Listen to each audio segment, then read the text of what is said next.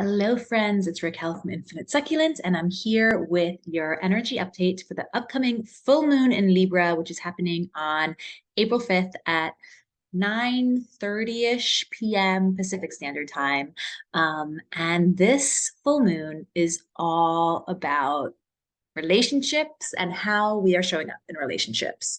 So Libra is an air sign, and Libra is represented by the scales. When you look at like the zodiac, it's the scales. And so Libra is really all about balance. Libra loves things to be fair, to be even. They're all about justice, including social justice. We might be seeing a lot going on in the world around that right now. Libra also has everything to do with relationships. And what's interesting is with the sun in Aries, which is all about me, now we have the moon opposite that in Libra, and that's really all about we. So with this Libra full moon, what we're actually finding is this illumination of relationships and how we balance our personal desires and needs with the needs of the other, the needs of the collective, the needs of our significant others, and the important people in our life. That's a big, big theme with this Libra full moon in particular. And there's a little bit of a conflict there with that Aries, Libra, kind of sun in one, moon in the other energy that's happening. So if you find yourself kind of focusing on relationships, if you're feeling even some old wounds coming up around relationships, you're definitely feeling the energies of this particular full moon in Libra. Now, Libra also is very much about kindness. So if you find yourself, one thing that might be at play for you with this Libra moon in particular is that this conflict between your desires and your needs and the desires and needs of someone very important and significant to you. But with Libra also representing balance and kindness, we do have this really beautiful opportune moment to come to some form of a kind of compromise. And I know compromise for some people is a good word, and for some people, compromise is a bad word. But I think ultimately, as a human, we have to recognize that we are not islands. We exist in relation to others, and that relationship that we have is extremely important. So sometimes we do need to figure out how to balance my own needs with the needs of the other. And this Libra full moon will help us kind of illuminate some solutions to that kind of conflict in particular. So talking about wounding a little bit, because some of the astrology of this full moon in particular, sorry, my hair is kind of making me a little tickly on my face. But some of the astrology of this full moon in particular, we have a lot of planets kind of more on, there's a lot actually still in Aries, including the planet of luck and success, Jupiter, as well as Chiron, which is not a planet. Chiron is a comet, I believe, and is known as the wounded healer. So those are both in Aries, both in opposition to the moon as well with this full moon. So Chiron in particular has a really big influence on this full moon in Libra. And Chiron, again, is the wounded healer. And whenever we see Chiron someplace, it lets us know that we actually have a really beautiful opportunity for healing of these wounds and also for acceptance of these wounds. So some things that we might be noticing coming up with this full moon and with our relationships, not only is it going to be about what are the relationships that are really benefiting me, and where, what are the relationships that kind of make me feel like I'm shining versus like what are some of the relationships that actually kind of make me feel not so shiny. With Chiron's influence, we also have this sense of like, how am I really showing up in my relationships? Am I showing up from a place of my healed self, which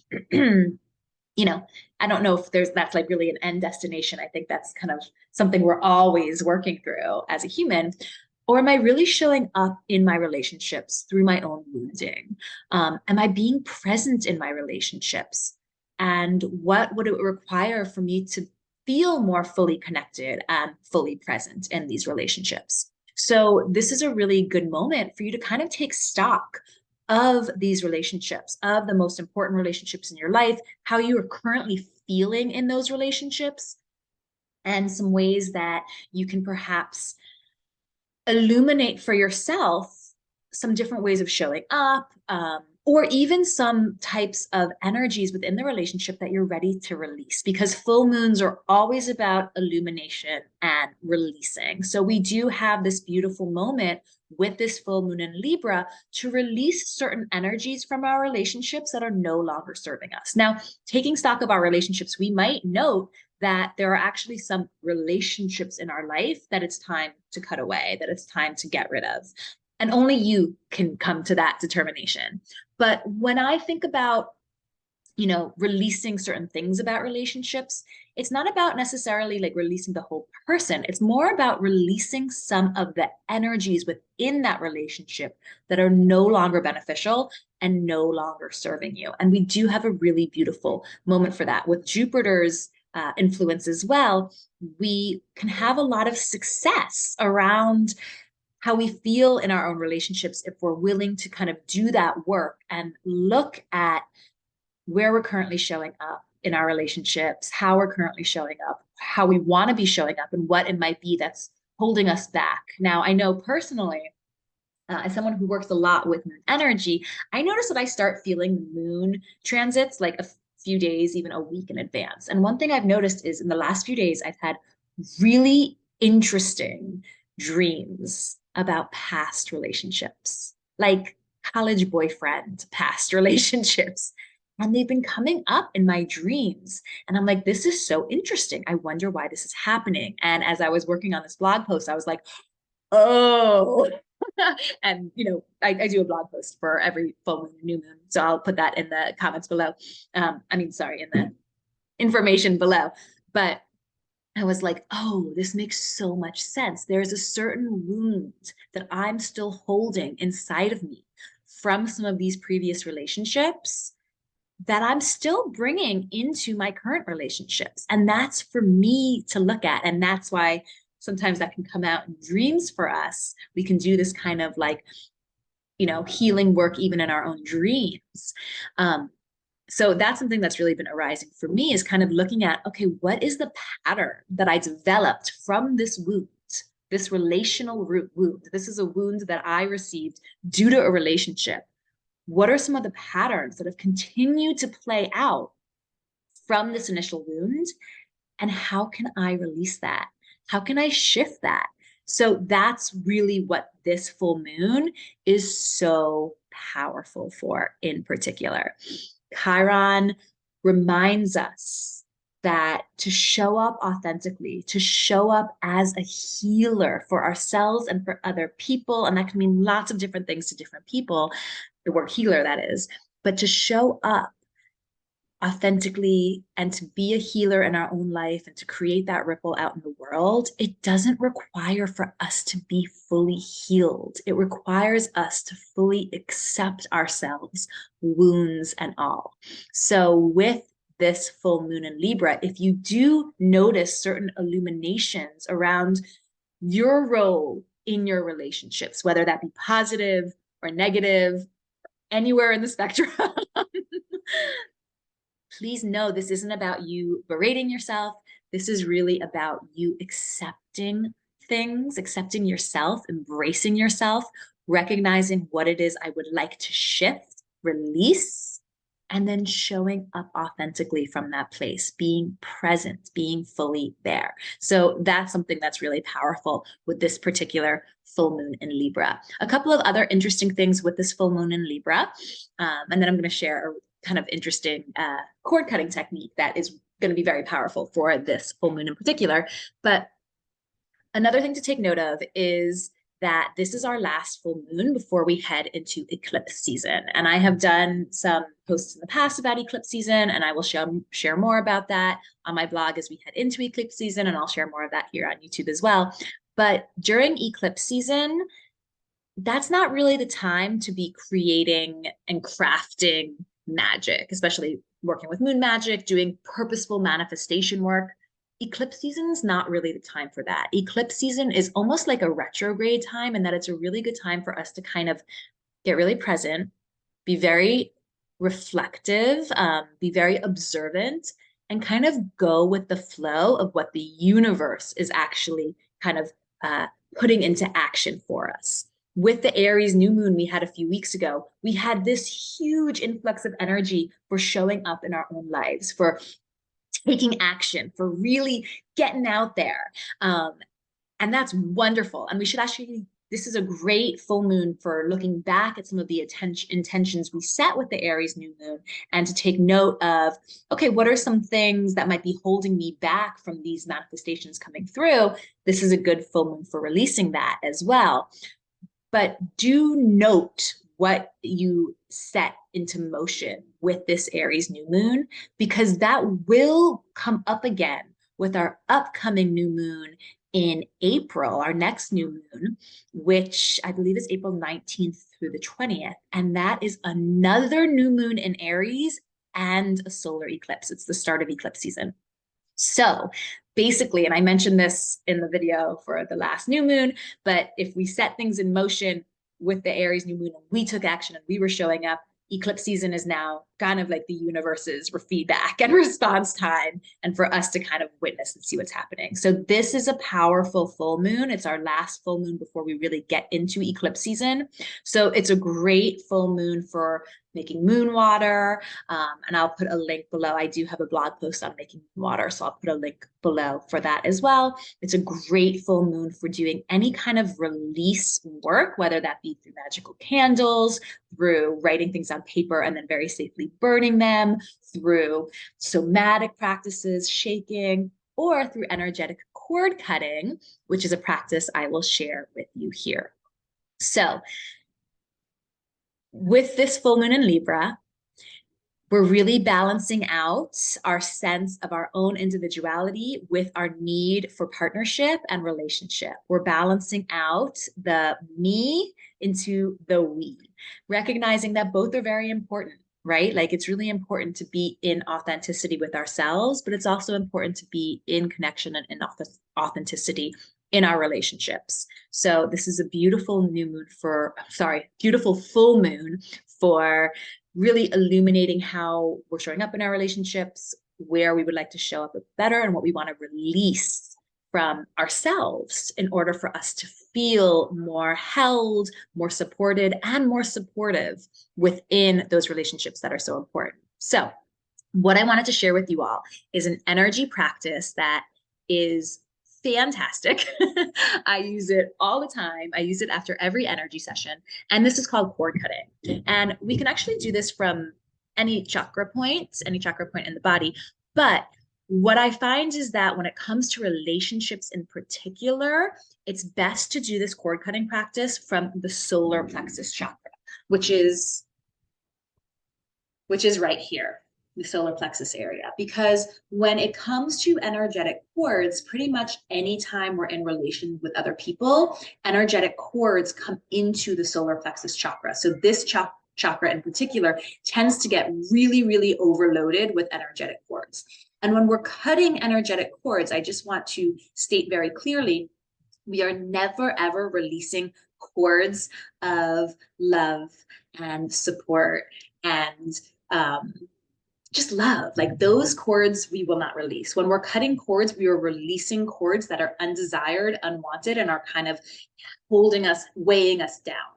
So I'm going to share with you how to do this cord cutting practice. It's extremely powerful. You can do it for yourself. But if you're having trouble doing something like this and you would like some support, you can reach out to me, because these are practices I do with my clients during energy sessions and sometimes during coaching sessions as well. Okay, so to start to do this cord cutting practice, what you want to do is first start by rubbing your hands together, generating some heat and activating the healing chakras in the middle of your palms. Okay, and I like to start people off like this so that they can start feeling and getting a little bit more sensitive to the feeling of energy. Once you get some heat going, what you're going to do is slowly bring your hands apart and then bring them back together until you can feel something. It might feel like a little bouncy energy, or like a little pushback, or like cool air pushing against your hand. But what you're feeling is your own energetic aura. All right. So you can kind of feel that. And you can take one hand and take it farther away from you and then bring it into your body until you can kind of feel a sense of that aura as well, a shift in the energy in your palms. Okay. So once you've done that, what you're going to do is I'm going to turn to the side so you can see me. You want to take your hands, one above your head and one kind of below your hip area. Take them really far apart. And then you slowly want to bring them closer together near your solar plexus until you feel a pushback. So I'm already feeling a large pushback here. So this is actually the amount of cords that are coming into energetic cords that are coming into my solar plexus right now. There's a lot. I haven't cut cords in a few days. Actually, I think it's been like a week. So there's a lot of cords here for me to cut right now.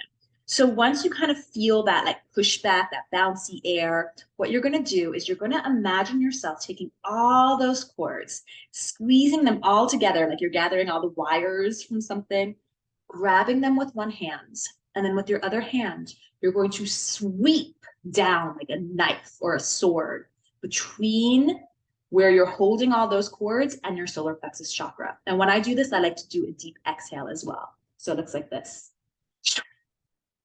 Okay. And then you keep doing that. You keep moving your hands apart until you can feel that pushback of energy, gathering all those energetic cords and cut it. And that one felt really good. And you'll see as I continue doing this, my hands actually get closer and closer together as you cut through these cords. And you want to continue doing this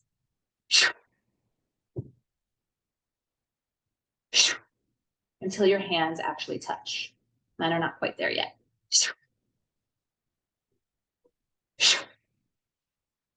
And you don't have to know what exactly the cords are. You don't have to be very specific about it. You just want to feel the energy of it. I'm almost there now.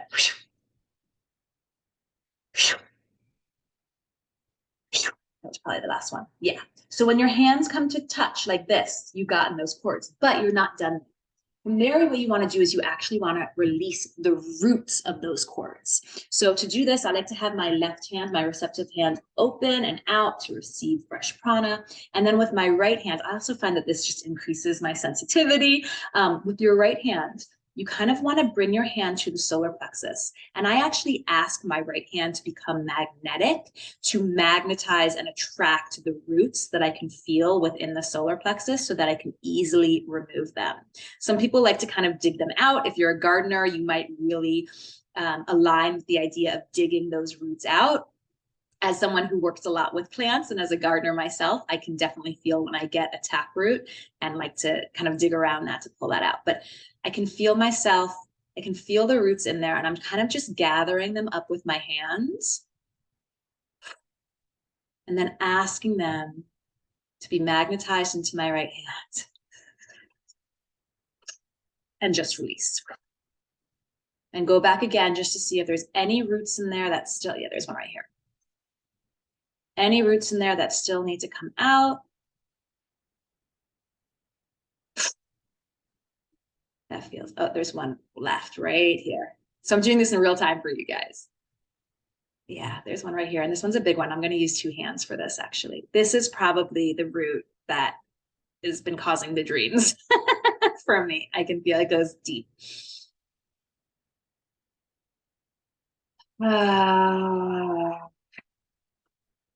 That was a good one. Okay. Now, when you're releasing energy like that, it's also good to kind of see that energy going into a vessel. I imagine a bright green flame next to me, and I throw all the old stale energy into that flame. And if I can feel any residue of that on my hands, I actually take my hands over the flame and just let the flame clean off my hands as well. Yeah. So once you have those roots out and you can feel the spaciousness in the solar plexus, what you're going to do from there is you're going to infuse the solar plexus with fresh prana, fresh energy. So to do that, take your left hand out, open to receive, take your right hand over the solar plexus, and you can visualize this. You can feel this. You might hear this. It depends how you kind of connect with spirit. You might be more visual. You might be more auditory. You might be more sensory. But however it works for you, you want to visualize kind of like a teal energy flowing from your hands into the solar plexus chakra. And I always imagine it like you're kind of just patting back over the earth that you just disturbed.